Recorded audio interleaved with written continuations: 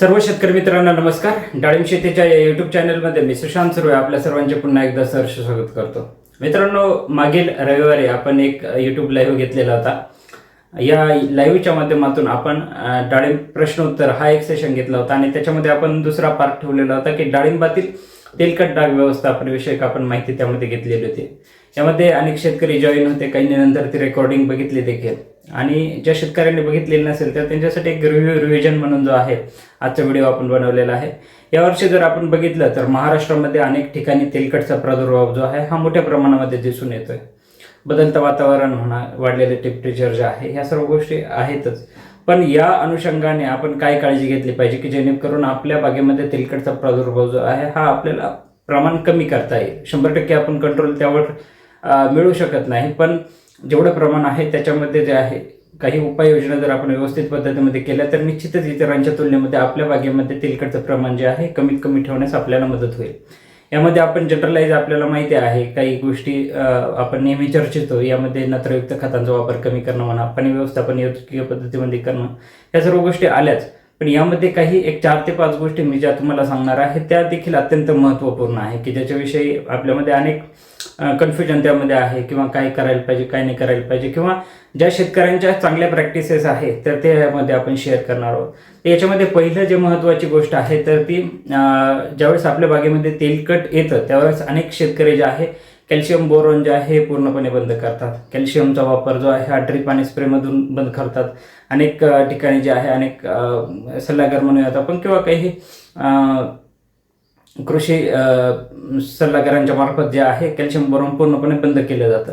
अशा वेळेस काय होतं की आपल्याला आपल्या बागेमध्ये जर तेलकटचा प्रादुर्भाव अधिक प्रमाणामध्ये असेल तर मित्रांनो कॅल्शियम जे आहे आपण नक्कीच चालू ठेवायला पाहिजे. यामध्ये बोरॉनचा वापर आपण कमी करू शकतो किंवा बोरॉन तुम्ही बंद ठेवलं तरी हरकत नाही, पण कॅल्शियम जे आहे हे फार महत्त्वपूर्ण आहे. चिलेटेड कॅल्शियमचा वापर आपण स्प्रे आणि ड्रिपमधून जर केला तर नक्कीच तेलकटचा प्रादुर्भाव हा कमी होण्यासाठी आपल्या इथे मदत होणार आहे. याच्यामध्ये जे चिलेटेड कॅल्शियम जे आपण वापरतो ते स्प्रे आणि ड्रिपमधून आपल्याला द्यायचं आहे. महिन्यातून एखाद्या वेळेस स्प्रे आणि महिन्यातून एखाद्या वेळेस आपण ड्रिपमधून देऊ शकतो.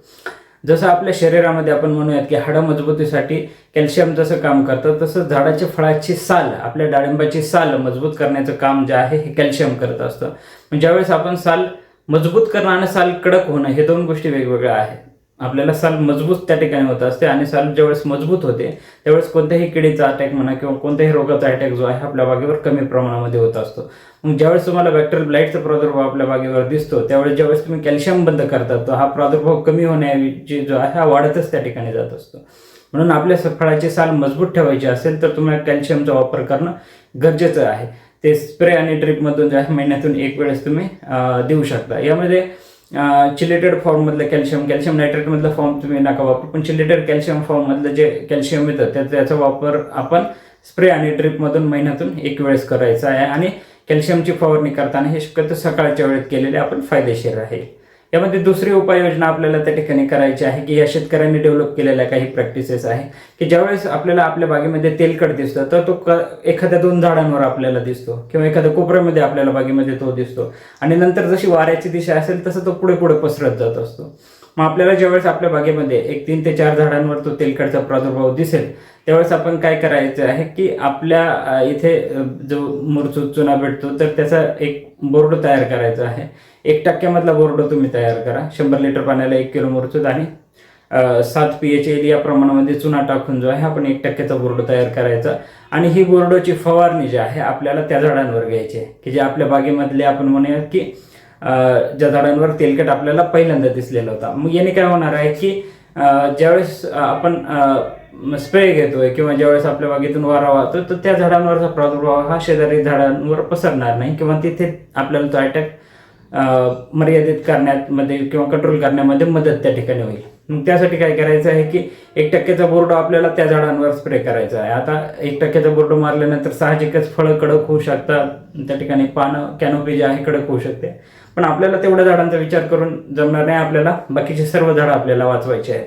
तर त्या अनुषंगाने ती झाडं जी आहेत तर तुम्ही कंट्रोलमध्ये ठेवली तर इतरत्र तो प्रादुर्भाव होण्याचा चान्सेस जो आहे कमी होईल. कारण तेलकटचा प्रादुर्भाव जर आपण बघितला की पाऊस वारा ह्या 2 गोष्टी एकत्रित आल्या, कधी अतिवृष्टी अवकाळी पाऊस झाला तर यावेळेस अधिक प्रमाणामध्ये वाढत असतो. आणि ज्यावेळेस आपण ब्लोअरने फवारणी घेत असतो तर ती सेम कंडिशन तयार होते की पाऊस अधिक वारा, म्हणजे जर पाणी अधिक वारा जी कंडिशन जे आपण म्हणतो तर ती त्या ठिकाणी करत होत असते. आणि मग अशा वेळेस काय होतं, हा प्रादुर्भाव कमी होण्याच्या ऐवजी तो वाढतच जातो. म्हणून हा प्रादुर्भाव आपल्याला मर्यादित ठेवायचा असेल किंवा कंट्रोलमध्ये ठेवायचा असेल तर 1%चा बोर्ड आपण त्या ठिकाणी फवारणी केली पाहिजे. आणि तेवढे झाडं जे आहे आपण कंट्रोलमध्ये जर ठेवले तर इतरत्र तो प्रादुर्भाव होणार नाही. दुसरंच तुम्ही त्याला कव्हरिंग वगैरे करू शकता, काही क्रॉप कव्हर वगैरे गुंडाळू शकता. म्हणजे साहजिकच आपल्याला तेवढी झाडं जी आहे ते आयसोलेट करायची आहे. जसं आपण कोविडमध्ये ज्या व्यक्तींना कोविड झालेलं होतं त्यांना अलग ठेवत होतो किंवा त्याची वेगळी ट्रीटमेंट, त्याच पद्धतीमध्ये आपल्या बागेमध्ये ज्या झाडांवर बॅक्टेरियल ब्लाइट आपल्याला दिसलेला आहे ती झाडं आपल्याला वेगळी कशी ठेवता येईल किंवा कशा पद्धतीमध्ये त्यांच्यावरचा प्रादुर्भाव इतरत्र जाणार नाही याची आपल्याला दक्षता घ्यायची आहे. तर त्यासाठी 1%चा बोर्ड आणि काही कव्हरिंग वगैरे तुम्ही करू शकता, क्रॉप कव्हर किंवा काही प्लास्टिक कव्हरिंग वगैरे जर केलं तर ते फायदेशीरच राहील. त्यामध्ये तिसरी उपाययोजना जी आहे तर यामध्ये फळ तोडावी नंतर स्प्रे घ्यावा की स्प्रे घ्यावा नंतर फळ तोडावी याविषयी शेतकऱ्यांमध्ये कन्फ्युजन असतं. तर ज्या वेळेस आपल्या बागेमध्ये तेलकटचा प्रादुर्भाव असतो आणि ज्यावेळेस तुम्ही फवारणी घेता तर जी मी कंडिशन सांगितली, पाऊस अधिक वारा किंवा पाणी अधिक वारा, अशा पद्धतीमध्ये जे आहे ते पुढील झाडांवर स्प्रेड होण्यासाठी मदत होत असते. मग ज्यावेळेस तुम्ही फळं बागेवर उपस्थित असताना ज्यावेळेस तुम्ही स्प्रे घेता तर त्यावेळेस तो अटॅक वाढत जात असतो. मग ते होऊ नये म्हणून तुम्ही काय करायचं आहे, पहिल्यांदा ती फळं तोडून टाका आणि नंतर स्प्रे घ्या. मग त्याचा परिणाम जो आहे आपल्याला चांगला दिसेल. ज्या ज्या फळांवर तेलकटचे स्पॉट दिसत आहे तर ती फळं व्यवस्थित पॉलिथिनच्या बॅगमध्ये जे आहे हे एकत्रित करा, नंतर बाहेर नेऊन ते जाळून टाका आणि नंतर बागेवर स्प्रे घेतलेला फायदेशीर राहील. तर अशा पद्धतीमध्ये जर स्प्रे घेतला तर नक्कीच तो जे आपल्याला अटॅक जो पुढे वाढतोय हा कंट्रोल होण्यासाठी मदत होईल. झाडावर फळं तेलकटचे आहे नंतर आपण स्प्रे घेतो तर त्या पद्धतीमध्ये अटॅक हा कमी होण्याऐवजी वाढत गेल्याचं अनेक ठिकाणी दिसून येतं. म्हणून पहिल्यांदा आपण फळं तोडून टाकायचे नंतर स्प्रे घेतलेला फायदेशीर राहतो. चौथं ही गोष्ट यामध्ये लक्षात घ्यायचं आहे की आता जसं वारा फिरेल किंवा आपण म्हणतो हवा बदलली किंवा ऊन कमी झालंय, मग अशा वेळेस जे आहे फळछाटणी आपण बागेला घेतलेली फायदेशीर राहील. यामध्ये अनेक वेळा काय होतं की आपली फळछाटणी लेट होते, पाऊस चालू होतो आणि नंतर फळछाटणी घेतली तर मग पावसाळ्यामध्ये फळछाटणी आपण म्हणतो की डाग येऊ नये म्हणून फळछाटणी घेतो आपण, मग बऱ्याच वेळा असं होतं की फळछाटणी घेतल्यानंतर डाग येतो. मग हा का होतो, कारण आपण बागेला जे आहे ज्यावेळेस छाटणी घेतो त्यावेळेस साहजिकच जखमा त्या बागेवर झाडावर होत राहतात आणि त्याचा स्ट्रेस जो आहे झाडामध्ये त्या ठिकाणी डेव्हलप होतो. आणि मग ज्यावेळेस वातावरण बदलतं, पावसाळी वातावरण होतं, ज्यावेळेस रोगराई वाढते तर झाडाची निम्मी ताकद त्या जखमा भरून काढण्यामध्ये खर्चली जाते. आणि मग यावेळेस जर एखाद्या डागाचा प्रादुर्भाव त्या ठिकाणी झाला तर झाडाची तितकी ताकद जी आहे ती रेजिस्ट करायला लागत नाही किंवा त्या प्रमाणामध्ये झाड त्या रोगाला अपोज करू शकत नाही. मग हे होऊ नये म्हणून काय करायचं आहे की पावसाळ्यामध्येच त्या ओल्या जखमा लवकर भरून येत नाही, तर ते होऊ नये म्हणून आता थोडंसं वारं बदललेलं असेल, चटणा आपल्याला वाटतो कमी होत असेल, मग अशा वेळेस काय करायचं आहे की तुम्ही फळछाटणी जर आता घेऊन टाकली तर साहजिकच त्या जखमा पाऊस चालू होईपर्यंत बऱ्यापैकी भरून येणार आहे आणि झाड त्या स्ट्रेसमधून बाहेर येईल. आणि ज्यावेळेस पावसाळा सुरू होईल, एखाद्या रोगाचा जर अटॅक आपल्या बागेवर व्हायला लागला तर झाड पूर्ण ताकदीनिशी त्याला अपोज करू शकेल. पावसाळा चालू झाला आणि नंतर फळछाटणी घेतली किंवा भर पावसाळ्यामध्ये जर तुम्ही फळछाटणी घेतली तर त्याचा नक्कीच तोटा जो आपल्याला होणार आहे.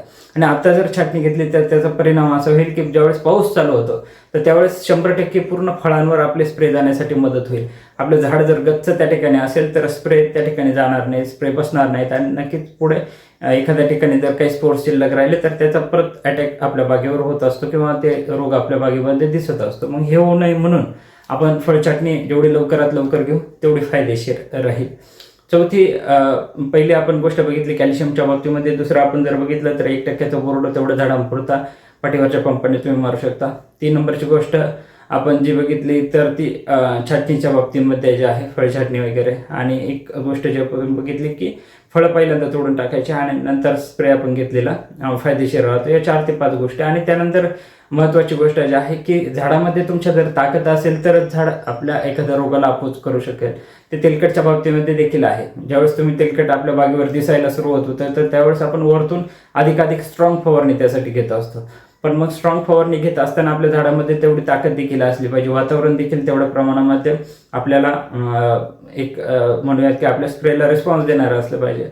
झाड वातावरणामुळे आधीच स्ट्रेसमध्ये आहे, अधिक प्रमाणामध्ये स्ट्रेस आहे, त्यावर आपण आणखी स्ट्रॉंग फवारणी मारत असेल तर त्याचा परिणाम आपल्याला तितकासा भेटत नाही. म्हणून आपल्याला आपलं झाड सशक्त ठेवण्यासाठी झाडाची मुळी कंटिन्यू चालू राहिली पाहिजे, याकडे लक्ष द्या. त्यासाठी अपटेक बॅक्टेरिया काही सोडत असेल तुम्ही तर त्या सोडा. काही ड्रिपचं शेड्यूल जे आहे, आपण अनेक शेतकऱ्यांना ड्रिपचं शेड्यूल दिलेलं आहे, तर त्या शेड्यूलनुसार जे आहे तुम्ही ड्रिपचं नियोजन करत राहा, की जेणेकरून आपल्या झाडामध्ये ताकद व्यवस्थित पद्धतीमध्ये राहील. आणि झाडामध्ये ताकद जर व्यवस्थित पद्धतीमध्ये राहील तर साहजिकच ते तुम्ही जे स्प्रे घेताय त्याला देखील रिस्पॉन्स देईल आणि जे रोग येत आहेत त्याला देखील अपोज करायला ते मदत करेल. म्हणून झाडामध्ये ताकद चांगल्या प्रमाणामध्ये राहील याकडे देखील लक्ष द्या. क्रॉप कव्हर सारख्या गोष्टीचा किंवा ज्या फ्रूट बॅग्स वगैरे आलेला आहे त्याचा देखील चांगला परिणाम जो आहे हा तेलकट नियंत्रण होण्यासाठी अनेक शेतकऱ्यांना भेटलेला आहे. यावर्षी काही ठिकाणी काही शेतकऱ्यांचं म्हणणं आलं की क्रॉप कव्हर टाकून देखील यावर्षी तेलकटचा प्रादुर्भाव हा अधिक प्रमाणामध्ये दिसतोय. तर टेम्परेचर खूप मोठ्या प्रमाणामध्ये आहे, झाडामुळे मुळात स्ट्रेस अधिक प्रमाणामध्ये आहे. तर तो स्ट्रेस रिलीव्ह करण्यासाठी जो आहे तुम्ही ड्रिपचं शेड्यूल व्यवस्थित ठेवा. स्प्रेमधून वरतून कॅल्शियमचा वापर जो आपण तो सांगितला आहे, वरतून काही महत्त्वाचे अन्नद्रव्य की ज्याच्यामध्ये समजा स्ट्रेस कमी करण्यासाठी सिलिकॉन वगैरेचा वापर आपण करू शकतो. काही PGRs किंवा काही मायक्रोन्युट्रंटचा वापर आपण त्या ठिकाणी करू शकतो, की जेणेकरून झाडातली ताकद जी आहे व्यवस्थित पद्धतीमध्ये राहील. काही सीविड्स वगैरे असेल, अमिनो ॲसिड्स वगैरे असेल तर त्याचा वापर देखील आपण ड्रीपमधून करू शकतो. हे ड्रीप आणि स्प्रेचं शेड्यूल आपण व्यवस्थित पद्धतीमध्ये ठेवा, की जेणेकरून झाडातील स्ट्रेस कमी राहील. आणि स्ट्रेस कमी राहिला तर रोगाला अपोज करायला त्या ठिकाणी मदत होईल. आणि ज्यांच्या बागेवर हा फार मोठ्या प्रमाणामध्ये प्रादुर्भाव दिसतोय, दरवर्षी दिसतोय, आणि एक लिमिट आपण म्हणूया की 100% एक 10-20% तेलकट आपल्या बागेमध्ये असेल, 20% आपण म्हणूया, 25% तर आपण फायदेशीर आहोत, त्याच्यामध्ये आपल्याला तोटा नाही.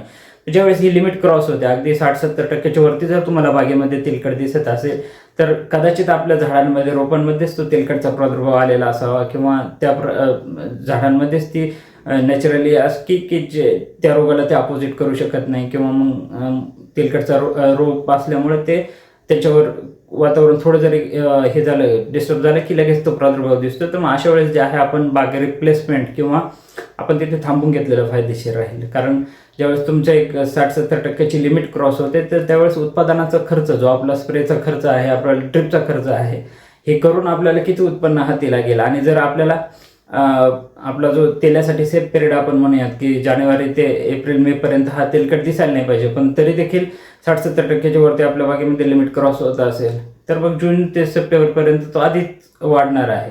मग अशा बदलत्या वातावरणामध्ये जर झाड आपल्याला साथ देत नसेल तर मग अशा वेळेस ज्यांच्या बागेमध्ये फार मोठ्या प्रमाणामध्ये तेलकटचा प्रादुर्भाव आहे तर त्यांनी ते झाड रिप्लेस केलेलं किंवा नवीन बाग लागवड केलेले फायदेशीर राहील. तर या अनुषंगाने जे आहे तेलकटच्या अनुषंगाने आपण ह्या सर्व गोष्टी लक्षात घेतल्या पाहिजे. याच्यामध्ये महत्त्वपूर्ण जी गोष्ट आहे तर ती कॅल्शियमचा वापर तुम्ही चालू ठेवा. चिलेटेड फॉर्ममधला कॅल्शियम जो आहे स्प्रे आणि ड्रिपच्या माध्यमातून हा देत राहा. महिन्यातून एखाद्या वेळेस स्प्रे आणि महिन्यातून एखाद्या वेळेस ड्रिप सकाळच्या वेळेत आपण सोडलेलं फायदेशीर आहे. त्यानंतर फळछाटणी योग्य वेळी घ्या, जास्त लेट त्या ठिकाणी करू नका. योग्य वातावरण जर सापडलं तर लगेच फळछाटणी घ्या, की जेणेकरून जखमा लवकर सुकून जातील, झाडातला स्ट्रेस त्या ठिकाणी निघून जाईल आणि पुढे पावसाळ्यामध्ये झाड रोगाला अपोजिट करेल आणि आपले स्प्रे देखील व्यवस्थित पद्धतीने बसतील. त्यानंतर फळं पहिल्यांदा तोडून टाका आणि नंतर स्प्रे आपण घेतलेला योग्य राहील. ड्रिपचं शेड्यूल व्यवस्थित करा. ज्या शेतकऱ्यांकडे जर ड्रिपचं शेड्यूल असेल तर त्यांनी मेसेज करा मला, मी ड्रिपचं शेड्यूल त्यांना पाठवून देईल. तर ड्रिपचं शेड्यूल व्यवस्थित ठेवा, की जेणेकरून आपण जे स्ट्रॉंग स्प्रे घेतोय तर त्याला झाड रिस्पॉन्स देईल. झाडामध्ये मुळातच ताकद कमी असेल तर त्या प्रमाणामध्ये आपल्याला स्प्रेचा रिझल्ट भेटत नाही. तर मग हे भेटण्यासाठी जे आहे आपण ड्रिपचं शेड्यूल व्यवस्थित पद्धतीमध्ये ठेवा, की जेणेकरून झाड स्प्रेला तर रिस्पॉन्स देईलच चांगला आणि शिवाय नॅचरली ते एखाद्या रोगाला डिफेक्ट करण्याचा प्रयत्न करेल. रोगप्रतिकारक क्षमता जी आहे तिथे वाढेल. क्रॉप कव्हर, फ्रूट बॅग सारखे जे प्रोडक्ट आहे त्याचा देखील वापर आपण जर केला व्यवस्थित पद्धतीमध्ये तर तिथे देखील जे आहे चांगल्या पद्धतीमध्ये तेलकट नियंत्रणासाठी आपल्याला मदत मिळणार आहे. आणि ह्या सर्व गोष्टी जर व्यवस्थित पद्धतीमध्ये आपण जर फॉलो केल्या तर नक्कीच चांगल्या पद्धतीमध्ये इतरांच्या तुलनेमध्ये आपल्याला आपल्या बागेमध्ये तेलकट नियंत्रणासाठी चांगली मदत त्या ठिकाणी होऊ शकते. तर या अनुषंगाने या सर्व गोष्टी फॉलो करा.